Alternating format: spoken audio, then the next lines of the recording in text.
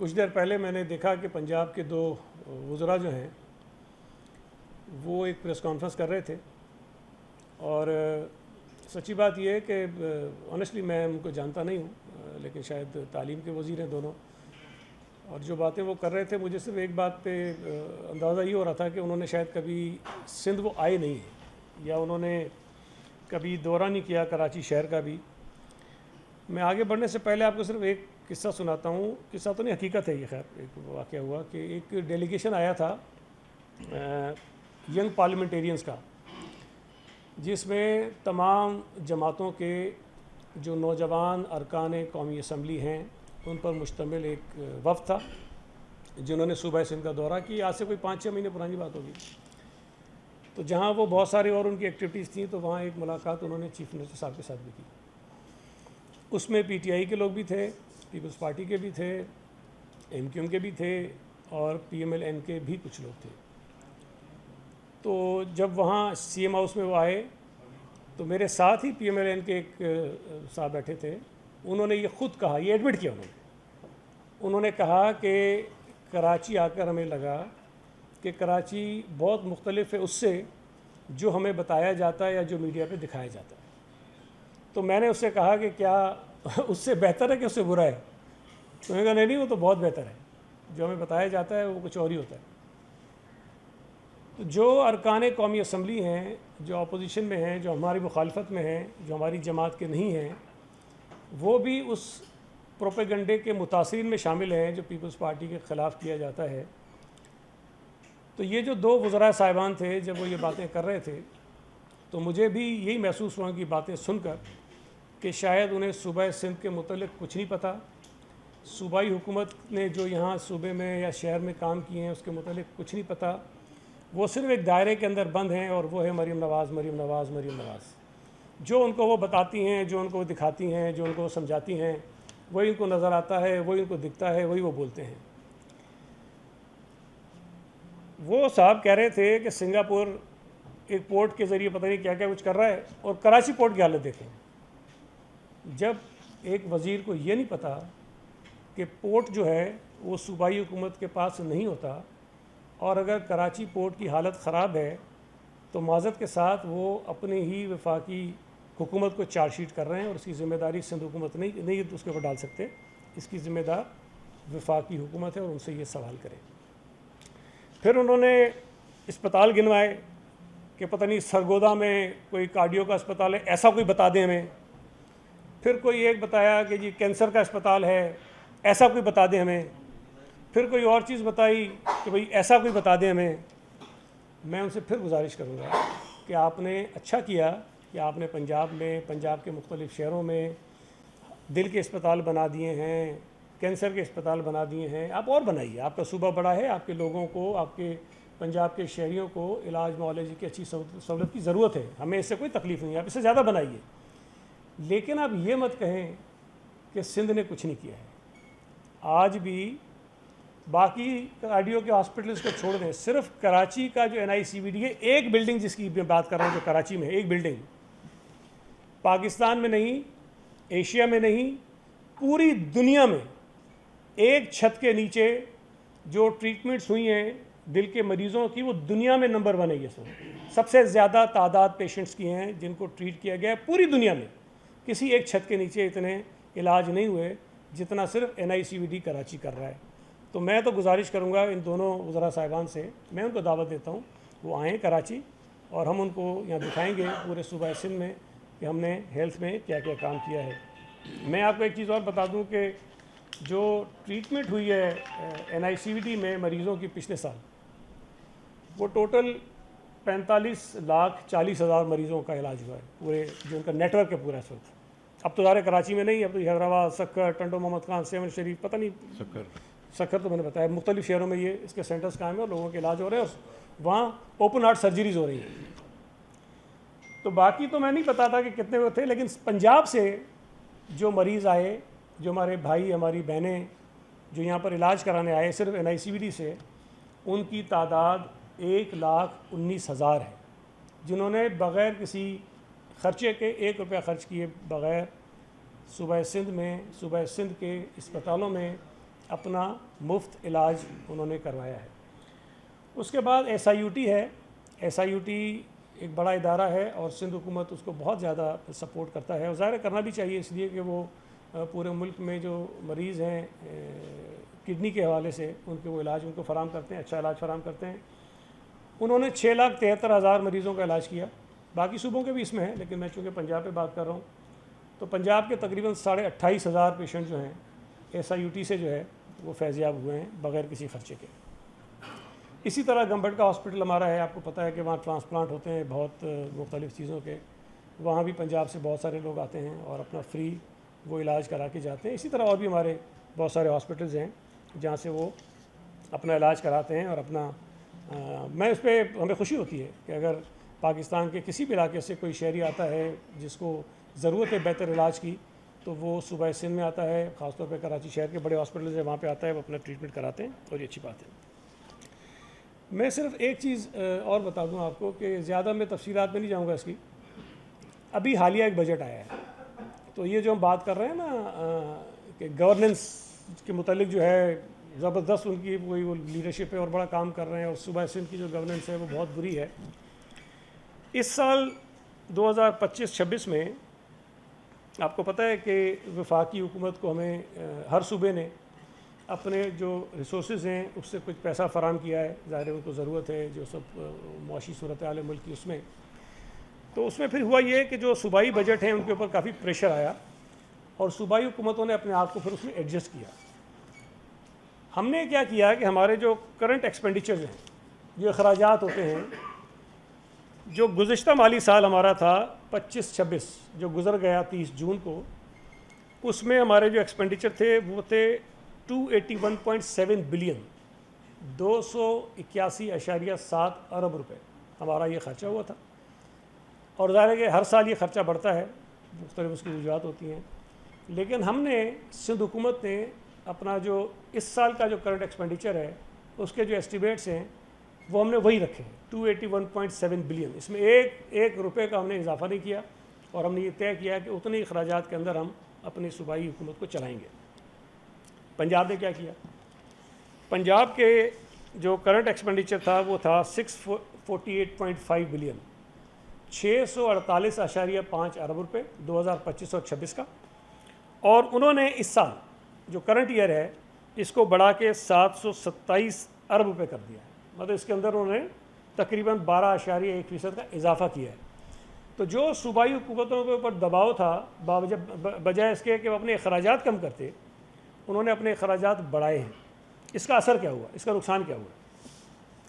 नुकसान ये हुआ कि हमारा जो तरक्याती बजट था पिछले साल 2025-26 में वो था 1018 अरब रुपये, 1018 अरब रुपये हमारा डेवलपमेंट का था बजट। इस साल वो कम होकर हो गया 720 अरब रुपये। और जो कमी हुई है हमारे डेवलपमेंट बजट में वो 29.2 अरब रुपये की हुई है। ज़ाहिर है कि पैसे हमारे वफाक को चले गए तो हमारा डेवलपमेंट कम हो गया, तो हमारा तकरीबन 29% से ज़ायद जो है इसके अंदर कमी हुई। और दूसरी तरफ पंजाब का देख लें, पंजाब ने पिछले साल 25-26 में 1240 अरब रुपए का तरक्याती बजट रखा था और इस साल क्योंकि उनके ऊपर भी दबाव था तो उन्होंने इसको कम करके 752 अरब कर दिया। पंजाब के डेवलपमेंट बजट में जो कमी हुई है वो 39.4% है, मतलब 39.4% जो है वो पंजाब के डेवलपमेंट बजट में कम हो गया। अब गवर्नेंस की जहाँ बात है उससे मैं आपको बताना चाह रहा हूँ, हमने कोशिश की कि हमारा डेवलपमेंट बजट कम से कम मुतासिर हो और हम अपने जो एक्सपेंडिचर्स हैं उस पर कंट्रोल करें ताकि जो हालात हैं उसमें सूबे के लोगों को हम किसी को डेवलपमेंट दे सकें। तो हमने कोशिश की, हमने 29% अपना कम किया और पंजाब का जो है 39.4% जो है वो डेवलपमेंट का बजट कम हो गया। ये एक इस साल का जो माली अखराजात या एस्टिमेट्स है उसमें फ़र्क पड़ा है। ये गवर्नेंस की मैं आपसे बात कर रहा हूँ। फिर आ जाए, बड़ी दिलचस्प बात है, पंजाब हमसे तकरीबन दुगने से भी बड़ा सूबा है, ये तो आपके इल्म में है, बहुत बड़ा सूबा है और हमारी आबादी उससे आधे से भी कम है। जो प्रोविंशियल रिसीप्ट्स हैं, एक तो हमारे पास वसाइल हैं जो वफाकी हुकूमत जो कलेक्ट करती है उसमें से सूबों को शेयर देती है, वो आगे पीछे होते हैं, वो ज़ाहिर है कि हम डिपेंडेंट हैं वफाकी हुकूमत के ऊपर, उनके रेवेन्यूज़ के ऊपर। एक वो होता है जो सूबाई महकमे ख़ुद कलेक्ट करते हैं, सूबाई हुकूमत जो है सिंध की, उसने 2025-26 के साल में जो गुजर गया है, मैं एस्टिमेट्स की बात नहीं करता हूँ, जो एक्चुअल्स हैं, जो हमने कलेक्ट कर लिए हैं, सिंध हुकूमत ने 676.1 अरब रुपए कलेक्ट किए हैं, 676.1 बिलियन रुपीज़ सिंध हुकूमत ने ये कलेक्शन की है गुज़िश्ता साल। और पंजाब हुकूमत ने उसी 2025-26 में 524.7 अरब रुपए उन्होंने कलेक्ट किए। तो तकरीबन आप ये कहें कि हमसे ये 150 अरब उन्होंने कम इकट्ठा किया है पंजाब की हुकूमत ने, जिनकी गवर्नेंस बहुत अच्छी है, जो माशाल्लाह बहुत ज़बरदस्त सूबे चला रहे हैं, और हमारी जो है गवर्नेंस वो ख़राब है। उस ख़राब गवर्नेंस में हमने जो सूबाई हमारे महकमे हैं, उनकी जो रेवेन्यू कलेक्शन है वो पंजाब से 150 अरब रुपए ज़ायद हमने कलेक्ट किए हैं। तो ये मैंने आपको सरसरा बता दिया है कि ये क्या सूरत हाल हमारी है। दूसरा, वो साहब कह रहे थे कि कोई ग्रीनरी कर दें, कुछ ये कर दें, कुछ वो कर दें, तो उनको शायद ये भी नहीं पता। मैं फिर कह रहा हूँ ना, बेचारे पता नहीं नए नए हैं, वो दायरे के अंदर बंद हैं, एक खौल के अंदर बंद हैं, उससे बाहर ना वो देखते हैं ना खौल के बाहर से कुछ बात सुनते हैं, उन्हें पता ही कुछ नहीं है। सूबा सिंध इस वक्त वाहिद सूबा है पूरे पाकिस्तान का जो ये जो क्लाइमेट चेंज के ख़िलाफ़ जो हम स्टेप्स उठा रहे हैं, जो हमने फॉरेस्टेशन की है, जो हमने मैंग्रोव्स लगाए हैं, उसके नतीजे में जो कार्बन क्रेडिट्स मिले हैं, तकरीबन $15 मिलियन सूबाई सिंध को मिल चुके हैं। और दुनिया इस बात को तस्लीम कर रही है कि सूबाई हुकूमत जो है वो अच्छे इक़दाम कर रही है, और उन्होंने मैंग्रोव्स प्लांट किए हैं, उन्होंने दरख्त प्लांट किए हैं, और ये मैं समझता हूँ कि एक अचीवमेंट है पूरे पाकिस्तान के लिए भी, सूबाई सिंध के लिए भी, कि हमने ये काम शुरू किया और इस काम में अभी तक लगे हुए और ये हम करते रहेंगे इंशाल्लाह ताला। तो ये हमने, मैं बता दूं कि $15 मिलियन जो हैं वाहिद ये हुकूमत है जिसने ये किए हैं। फिर वो शायद उनको पता नहीं है, घरों के हवाले से भी वो बड़ा फ़ख्र से कहते हैं कि जी हमने लोगों को घर बनाने के लिए दिए और 2 लाख घर बना दिए, पता नहीं क्या कर दिया। तो मैं बता दूं जो मुझे पता है उनका मॉडल, वो ये कहते हैं कि जिसके पास प्लॉट अपना है वो सिर्फ पंजाब हुकूमत से रब्ता करे, उसको वो पैसे देते हैं, कर्ज़ा देते हैं, और वो अपना घर तामीर करे। अच्छी बात है, बहुत अच्छी बात है कि पंजाब हुकूमत जो है उनको सपोर्ट कर रही है और अपना घर तामीर करे। 2 लाख बने अभी तक। सिंध हुकूमत का मॉडल क्या है? सिंध हुकूमत ने सैलाब मुतासरीन जिनकी तादाद 21 लाख बनती है, और वो 21 लाख घर जो हैं, उन घरों में वो रहते ज़रूर थे, लेकिन मालिक वो घरों के अक्सर जगहों पे नहीं थे। सरकारी ज़मीनें थीं, कुछ और मसले मसाइल थे, उन्होंने बस घर बनाया हुआ था और रहते थे वहाँ पे, उनके घर तबाह हो गए। सिंध हुकूमत ने, बिलाल भुट्टो ज़रदारी साहब का एक फ़ैसला था, एक उनकी डायरेक्शन थी, उनका एक विजन था, 21 लाख घर बनाने का फ़ैसला किया। 21 लाख, और जिसमें से ग़ालिबन 12 लाख के करीब मकान बन भी चुके हैं। 21 लाख घर बना के हम दे रहे हैं। ना सिर्फ घर बना के दे रहे हैं, बल्कि उस घर की मिल्कियत भी उस फैमिली की खातून के हवाले कर रहे हैं, उस खातून को मालिक बना रहे हैं हम। बहुत ज़मीन आसमान का फ़र्क है दोनों मॉडल्स में। हम ये कहते हैं कि जिसका घर जहाँ बना हुआ था उसको घर बना के देंगे, उसको बस ज़मीन का मालिक बनाएंगे जहाँ पे उसका कम घर बन गया है, और वो मालिकाना हुकूक उसको देंगे, और जो खातून सरबराह होंगी, जो फैमिली में बड़ी होंगी, उसके नाम पे वो घर हम कर देंगे। पंजाब का मॉडल डिफरेंट है। हमारी ख्वाहिश है कि पंजाब हुकूमत भी इस तरह का कोई कफर लाए, जिसके पास प्लॉट नहीं है, जिसके पास ज़मीन नहीं है, जिसके पास घर नहीं है, उसके लिए भी कोई इस तरह का ये काम कर लें, तो शायद बड़ा अच्छा काम हो जाएगा। कल मैंने देखा एक टीवी पे उज़मा बुखारी साहिबा जो हैं, हालांकि हैं तो समझदार खातून, लेकिन मुझे लगता है ना कि फिर वो जो एक खौल है, मरियम मरियम मरियम मरियम, उससे निकल नहीं पाते बेचारे, तो जो उनको बताया जाता है वही राह गलाते हैं। वो कहने लगी कि हमने कराची के लोगों को टैंकर माफिया के हवाले कर दिया है। तो वो ये समझती हैं कि शायद 2008 में पीपल्स पार्टी की हुकूमत आई है, उसके बाद कराची में टैंकर चलना शुरू हो गया, उससे पहले तो कोई मसला नहीं था। लेकिन मैं उनको ये बताना चाहता हूँ, मेरी बहन को, थोड़ा सा बात करने से पहले सोच लिया करें, समझ लिया करें। कराची दुनिया के उन चंद शहरों में है जहाँ पीने का पानी कोई तकरीबन 125-150 किलोमीटर दूर से आता है। पंजाब के किसी शहर में ये मसला नहीं है, पाकिस्तान के किसी शहर में ये मसला नहीं है। कराची वो वाहिद शहर है जहाँ आपको पानी बहुत दूर से लाना पड़ता है, पीने का पानी। तो टैंकर्स का मसला कराची में अभी नहीं है, टैंकर्स का मसला बहुत पुराना है। अभी कम से कम ये हो गया है, बहुत सारे इसकी वजूहत हैं कि कराची में जो लीगल हाइड्रेंट्स हैं वो 7 हैं, और वो भी सुप्रीम कोर्ट में बड़ी एक आपको अंदाज़ पता है कि बहुत बड़े केसेस चले, उसके बाद सुप्रीम कोर्ट ने इजाज़त दी कि आप 7 लीगल हाइड्रेंट चलाएं हर ज़िले के लिए एक, और वो इनके लिए होता है कि जहाँ पानी नहीं पहुँचता, जहाँ लोगों को तकलीफ़ होती है, उनको पानी लेने में आसानी हो जाए। ये बहुत आसान होता है कहना कि टैंकर बंद कर दें, अगर ये बंद हो जाएंगे तो वो शहरी जिनको पानी नहीं मिल रहा, जिनको पानी नहीं पहुँचता आज, उनके लिए ज़्यादा मसाइल पैदा होंगे। तो थोड़ा सा इस पर ये गौर कर लें कि क्या होता है। फिर उन्होंने एक बात और की बड़ी दिलचस्प, पीपल्स पार्टी का अजीब कहना है, कहते हैं पंजाब में सूबे बनाओ, सिंध में सूबे नहीं बनाओ। मैं फिर उनसे गुजारिश करूँगा थोड़ा सा मालूमात अपनी दुरुस्त कर लें आप। सूबे बनाने का इख्तियार ना पीपल्स पार्टी का है, ना मेरा है, ना आज़मा बुखारी का है, ना किसी और का है। किसी भी नए सूबे को बनाने के लिए जो तरीक़ेकार आइन में दर्ज है वो ये है कि जिस सूबे में नया सूबा बनना है, उस सूबे की जो सूबाई असम्बली है, जो अवाम के मुंतखब नुमाइंदे हैं, वो 2/3 अक्सरियत से एक करारदाद पास करेंगे पहले कि जी हमारे सूबे में नया सूबा बनना चाहिए, और उसके बाद वो करारदाद जो है चली जाएगी पार्लियामेंट के पास। तो कौमी असम्बली और सेनेट भी उसको 2/3 अक्सरियत से मंजूर करेगी, और उसके बाद आइन में तरमीम हो जाएगी, और जो सूबों की तादाद है वो ऊपर नीचे हो जाएगी। ये एक बड़ा सीधा सा तरीक़ेकार आइन में मौजूद है। पीपल्स पार्टी सिंध में इसलिए कहती है कि नहीं बनने चाहिए कि सिंध की आवाम, सिंध के मुंतखब नुमाइंदे, सिंध की असम्बली ये कहती है कि सिंध में किसी नए सूबे की ज़रूरत नहीं। और पीपल्स पार्टी नहीं कहती। सूबाई असम्बली में मुख्तलिफ़ औकात में जितनी जमातें आई हैं, सब ये कहती हैं कि सिंध में किसी नए सूबे की ज़रूरत नहीं है।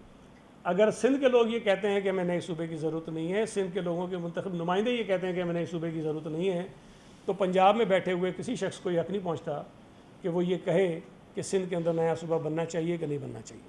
अब आ जाइए पंजाब पे।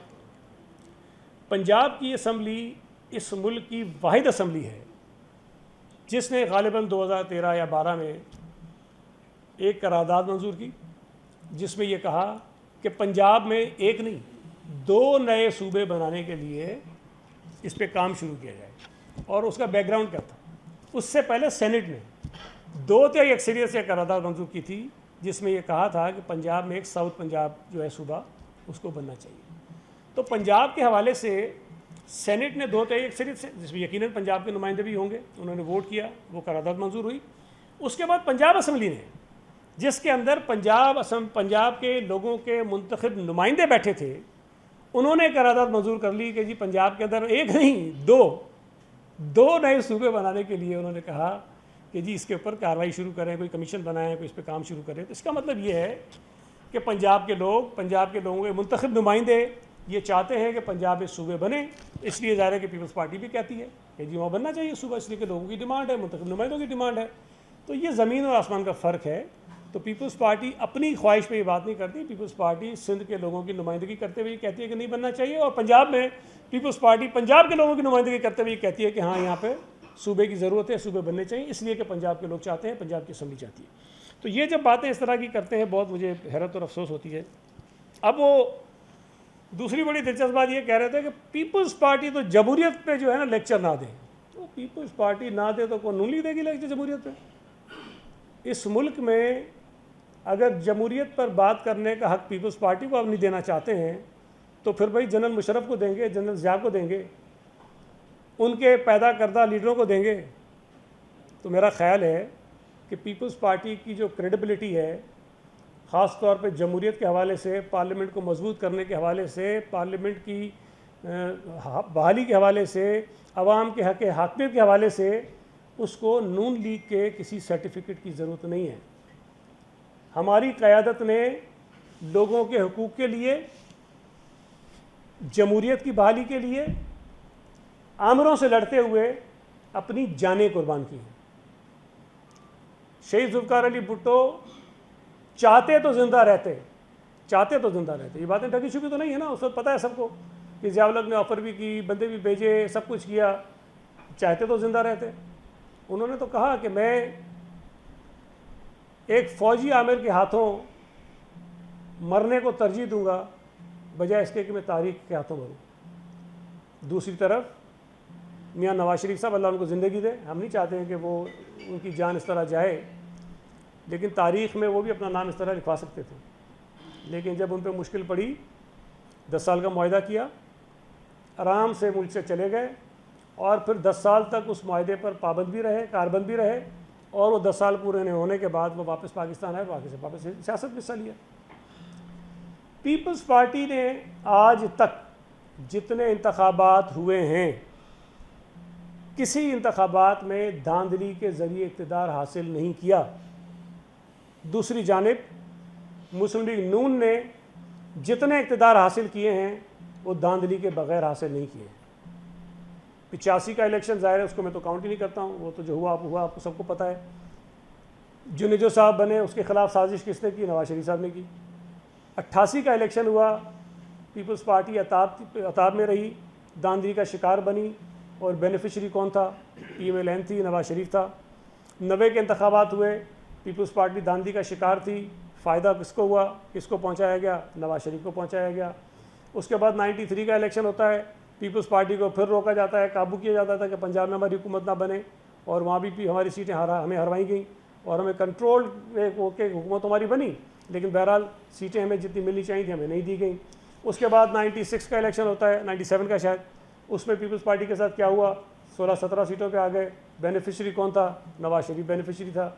उसके बाद 2002 में ज़ाहिर है कि ये मुल्क से बाहर बैठे थे, आए नहीं हुकूमत में, इन्होंने इलेक्शन नहीं लड़े, पीपल्स पार्टी इलेक्शन लड़ी और उसमें ज़ाहिर है कि जो आने थे वो जमात आ गई थी।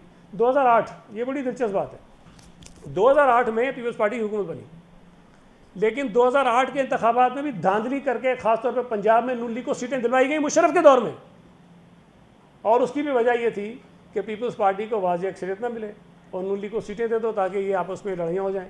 पीपल्स पार्टी ने उस धांधली को भी बर्दाश्त किया। पीपल्स पार्टी ने जब ये सारे नवाज शरीफ साहब ने APDM जो बनी थी पूरी, उन्होंने इत्तफाक कर लिया कि इंतखाबात का बाइकआउट करना है। उन्होंने तय कर लिया था कि बाइकआउट करना है सबको, बशमूल नवाज शरीफ के। आसिफ अली जरदारी साहब ने इनको कायल किया कि बाइकआउट मत करो, इंतखाबात में हिस्सा लो। अगर ये ना लेते इंतखाबात में हिस्सा तो पीपल्स पार्टी तो पता नहीं कितनी सीटें लेके बैठी होती। हमने इनको कहा कि इंतखाबात में हिस्सा लो, हम इनको हाथ पकड़ के दोबारा असम्बली में लाए, हम इनको दोबारा जबरी रास्ते पर लाए, हम दोबारा इनको इंतखाबात में लाए और हमने इनको इंतखाबात में लड़ने पर राज़ी कराया। उसके बाद भी बेनिफिशरी ये थे चूँकि इनको सीटें दी गई। उसके बाद 2013 के इंतखाबात होते हैं, कौन बेनिफिशरी था? RTS बिठाया गया, किसको जितवाया गया? ये जीते। अब 2024 में जो इंतखाबात हुए, ये जितना कह लें, जितनी मर्जी ये कह लें, ये सबको पता है, बच्चे बच्चे को पता है कि नून लीग इंतखाबात में बुरी तरह से आ रही है। नून लीग नहीं आ रही है, नवाज शरीफ आ रहा है, अपनी सीट पे आ रहा है। शहबाज शरीफ आ रहा है, अपनी सीट पे आ रहा है। मरियम नवाज आ रही है, अपनी सीट पे आ रही है। हम पे इल्ज़ाम लगाते हैं, वो कहता है जी पीपल्स पार्टी धांधली धांधली धांधली। भाई मुझे एक बात बता दो, सूबा सिंध में जो इंतखाबात हुए हैं उसमें कितनी सीटों पर ये एलिगेशन है कि जी कोई हम फॉर्म 47 से जीते? क्या बिलावल भुट्टो जरदारी साहब की सीट पे इल्ज़ाम है? क्या आसिफ अली जरदारी साहब की सीट पे इल्ज़ाम ये था? क्या फरियाल टालपुर साहिबा की सीट पे इल्ज़ाम है? क्या मुराद अली शाह साहब की सीट पे इल्ज़ाम है? किसी के ऊपर ये इल्ज़ाम नहीं है। हम सब लोगों के वोट लेकर मुंतखब हुए हैं। हम सूबाई असम्बली में या कौमी असम्बली में खैरात की सीटों पर नहीं बैठे हैं। जो खैरात की सीटों पर बैठे हैं वो हम पे जता रहे हैं, हम पे चढ़ाई कर रहे हैं। जो लोग, अब मैं क्या कहूँ, अल्फाज में इस्तेमाल करूँगा, उनको तकलीफ़ होती है। देखें, तनकीद करें आप, लेकिन तनकीद वो करें जिसमें थोड़ा सा आपके अंदर आपका जो ज़मीर है ना वो आपको इजाज़त देगा, ये तनकीद बनती है, ये मुझे करनी चाहिए। मैं खुद चोरी के रास्ते से आके एक सीट पे बैठा हूँ, मैं चोरी के रास्ते से चीफ मिनिस्टर बना हूँ, मैं चोरी के रास्ते से प्राइम मिनिस्टर बना हूँ, मैं चोरी के रास्ते से असम्बली की सीटों पे बैठा हूँ, वजारतों में बैठा हूँ। फिर मैं बड़ा करके नहीं मैं तो, मेरे से बड़ा मोतबर तो कोई है नहीं। ये बात मुनासिब नहीं है। आपने धांधली के ज़रिए हमेशा हुकूमतें बनाई हैं। ये कहते हैं हम GB में हम जीत गए, तो हम कह रहे हैं GB में धांधली हुई हमारे साथ। किसने कहा कि नहीं हुई है? हम कह रहे हैं कि हुई है। हमारी 3-4 सीटें धांधली के ज़रिए ली गई हैं GB के अंदर। इसलिए ली गई हैं कि पीपल्स पार्टी को वाज़ेह अक्सरियत वहाँ पे ना मिले और हमारी हुकूमत बने तो इत्तेहादी हुकूमत बने। ये कोशिश ही हुई है वहाँ पे। अब कश्मीर में कहते हैं हम शोर क्यों करें, आप मान लें। ओ भाई रिजल्ट हम मानने को तैयार हैं, मानेंगे, लेकिन अगर कोई चोरी करेगा, कोई डाका डालेगा, कोई मैंडेट छीनेगा, कोई वोट हमारे छीनेगा, तो हम बात तो करें। ये सबूत के साथ बात कर रहे हैं। आपको इस्लामाबाद में जो प्रेस कॉन्फ्रेंस हम लोग कर रहे हैं सबूत दे रहे हैं। हम क्या कह रहे हैं, हम ये थोड़ी कह रहे हैं कि हमारे बंदों को जिता दो उसका हरा दो। हम कह रहे हैं कि भाई जो हमारे इल्ज़ाम है उसकी तहकीकात करो, उस इलेक्शन के रिजल्ट को रोको जहाँ पे दांधी के हम आपके ऊपर इल्ज़ाम लगा रहे हैं। ये हमारा हक है। ये कोई बात नहीं कि तुमने मैनेज कर लिया, मनूवरिंग कर ली, हमारे बंदे को हरा दिया, अपने को जिता दिया और फिर कहते हो कि मान लो। ऐसे कैसे मानेंगे हम? इनके चेहरे पर जो ये पर्दा डाल के चलते हैं पारसाई का, हम उतारते रहेंगे। अगर ये चोरी करेंगे, डाके मारेंगे, इलेक्शन छीनेंगे, हम इनके चेहरे से पर्दे उतारते रहेंगे। और ये बात मैं नहीं कहता, सारी दुनिया कह रही है कि इन्होंने किस तरह से किया है। ये मांगे तांगे की हुकूमतों में ये बैठे हैं, हम नहीं बैठे हैं। और इल्ज़ाम लगाने से पहले इनको 10 मरतबा चीज़ों को सोच लेना चाहिए। फिर मैं कह रहा हूँ इनको बेचारों को पता नहीं, वो आज बैठ के कह रहे थे इनकी हुकूमत में मुल्क टूटा। तो भाई जब बांग्लादेश बना पीपल्स पार्टी की हुकूमत नहीं थी। इन अकल के अंदर को कोई बताए कि जुल्फ़िकार अली भुट्टो वज़ीर आज़म मुल्क टूटने के बाद बनाए, उससे पहले नहीं बना था। और ये भी इनको समझ में आनी चाहिए कि जुल्फ़िकार अली भुट्टो के ऊपर अगर खुदा न खास्ता मुल्क तोड़ने का इल्ज़ाम होता तो जनरल ज़ियाउल-हक एक कत्ल के झूठे मुकदमे में उसको फांसी नहीं देता, उसको मुल्क तोड़ने के इल्ज़ाम में फांसी देता। वो एक बड़ा वजनदार केस बनता ना। वो एक झूठे कत्ल के मुकदमे में उसने सज़ा दे दी उसको कत्ल की। अगर उसके ऊपर भुट्टो शहीद के ऊपर थोड़ा सा भी बात होती कि मुल्क तोड़ने में उसका कोई किरदार है, तो ज़ियाउल-हक उसी केस में उसका ट्रायल करता, उसी केस में उसको सज़ा दिलाता। तो थोड़ा सा तारीख को पढ़ें, तारीख को समझें। इस तरह सिर्फ ये आके जो आपको पीछे से फीड किया जाता है ना, जाके उसमें कर लें, तो वो मुनासिब बात नहीं है। चेयरमैन बिलावल भुट्टो ज़रदारी साहब ने जिस अंदाज में कंपेन चलाई गिलगित बल्तिस्तान में और जिस अंदाज में कंपेन चलाई है कश्मीर के अंदर, मैं समझता हूँ एक मिसाली है। और वो अपनी कंपेन में कश्मीरियों के लिए जो उनकी डिमांड्स हैं, जो उनके बुनियादी मसाइल हैं, उसकी बात करता है। बिलावल भुट्टो ज़रदारी कहता है कि हम कश्मीर के लिए उनका हक़ हाकमियत, उनका हक़ मिल्कियत और उनके लिए हक़ रोज़गार की बात करते हैं, और ये हम इनको दिलाएंगे। दूसरी तरफ क्या होता है, हम आपको 10 बसें दे रहे हैं, हम आपको ये मोबाइल अस्पताल जो हैं वो ला के देंगे, और हम आपके वज़ीर आज़म बनेंगे। एक तरफ ये तकारीर हैं, ये ख्वाहिशात हैं, ये उनको ललचाने की कोशिश हो रही है। दूसरी तरफ जो कश्मीर का बुनियादी मसला है, लोगों के अंदर जो फीलिंग्स हैं, जो समझते हैं कि उनके साथ ज़्यादती हो रही है, वो ये है, वो समझते हैं कि हमारे पास हक़ हाकमियत नहीं है, हमारे पास हक़ मिल्कियत नहीं है, हमें हक़ रोज़गार हासिल नहीं है, हमारे इलेक्शंस जो हैं वो चोरी किए जाते हैं, हमें दूसरे दर्जे का शहरी बनाया जाता है। बिलावल भुट्टो ज़रदारी साहब अभी से नहीं, असम्बली में खड़े होकर कह चुके हैं कि मेरी ख्वाहिश है कि कश्मीर और गिलगित बल्तिस्तान की नुमाइंदगी में कौमी असम्बली में देखूँ, मैं उनकी नुमाइंदगी सेनेट के अंदर देखूँ। इसलिए PMLN को बड़ी परेशानी है, वो इस तरह के इंतखाबात नहीं जीत सकते जो साफ़ और शफाफ हो, लिहाजा वो ये बदमाशियाँ करते हैं, डाके मारते हैं वोटों के ऊपर और इलेक्शन छीन कर अपने लोगों को जो है जितवाना चाहते हैं। बहुत शुक्रिया। आपको सवाल एक एक करके परसों जो है वफाकी वज़ीर दाखिला मोहसिन नकवी साहब आसिफ अली ज़रदारी साहब से सुबह को मिलते हैं और दोपहर में जाके एक नई थ्योरी जो है वो